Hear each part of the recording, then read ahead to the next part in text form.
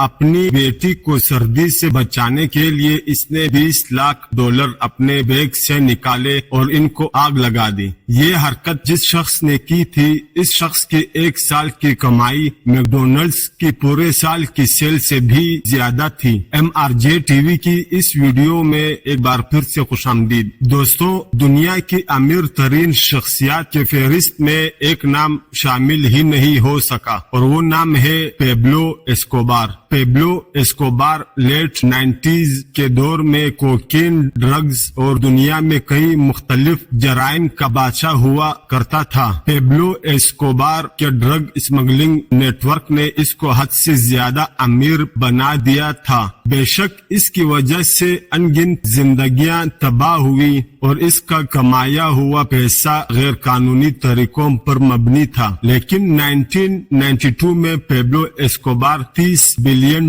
کا مالک تھا۔ برونائی کے سلطان کے بعد پیبلو دنیا کا دوسرا امیر ترین شخص تھا۔ اگر پیبلو آج زندہ ہوتا تو آج اس کے $30 بلین $58 بلین کے برابر ہوتے اور پیبلو دنیا کا 8واں امیر ترین انسان ہوتا۔ پیبلو ایسکوبار کی ڈرگ سپلائی کا نیٹ ورک اتنا پاورفل تھا کہ پورے 90% امریکہ کو کوکین صرف ایسکوبار کا ہی نیٹ ورک سپلائی کرتا تھا اور پوری دنیا کا 80% حصہ ایسکوبار کی ڈرگز پہ انحصار کرتا تھا۔ اس خطرناک سپلائی نیٹ ورک کو بہامس کے ایک آئیلینڈ سے چلایا جاتا تھا اور وہ آئیلینڈ تھا پیبلو ایسکوبار کا ہیڈ کوارٹر۔ اس آئیلینڈ پہ ایک پورا ایئرپورٹ بنا ہوا تھا جہاں کوکین سے بھرے ہوائی جہاز ریفیولنگ کے بہانے سے لینڈ کرتے اور اسی دوران ان میں سے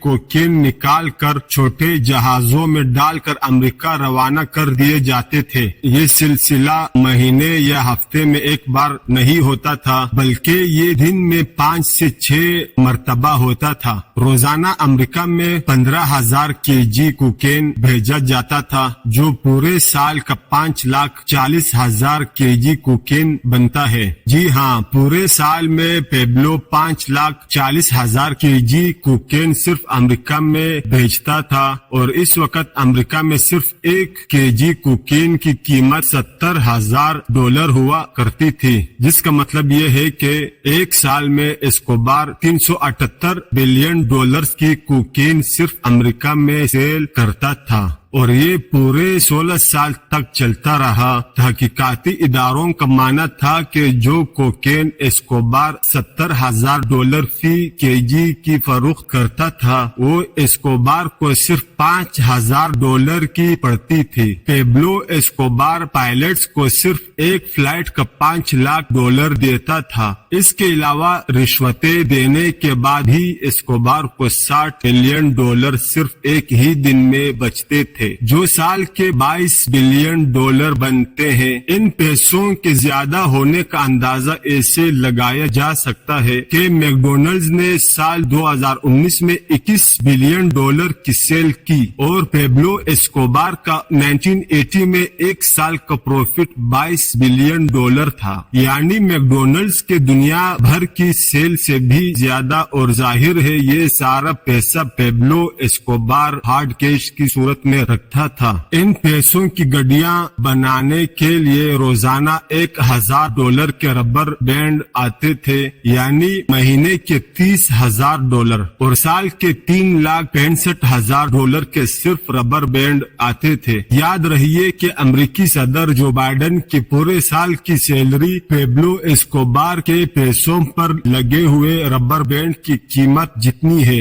ظاہر ہے اتنے زیادہ پیسے پیبلو بینک میں تو رکھنے سے رہا تو ان پیسوں کی سٹوریج کے لیے اس آئیلینڈ پہ بہت بڑے بڑے گوڈاؤن ہوتے تھے جن میں ڈرمز کے اندر یہ کیش سٹور کیا جاتا تھا۔ سٹور کیے گئے ان پیسوں کا 10% سالانہ یا تو چوہے کھا جاتے تھے یا پھر پانی کی وجہ سے گل سڑ جاتے تھے۔ یہ مانا جاتا ہے کہ پیبلو ایسکوبار روزانہ اتنا کیش گن نہیں سکتا تھا، تو پیسوں बच्चों को वजन करके पैसे गिने जाते थे और वजन करके ही इसकी गड्डियां बनाई जाती थी। एक मर्तबा पेब्लो एस्कोबार ने पुलिस से बचने के लिए मेडलैंड के पहाड़ों पर अपने बच्चों समेत पनाह ले रखी थी। इस वक्त इसकी बेटी को सर्दी लग गई। पेब्लो के पास इस वक्त गर्मी पैदा करने का और कोई चारा नहीं था, तो इसने अपने बैग से $2 मिलियन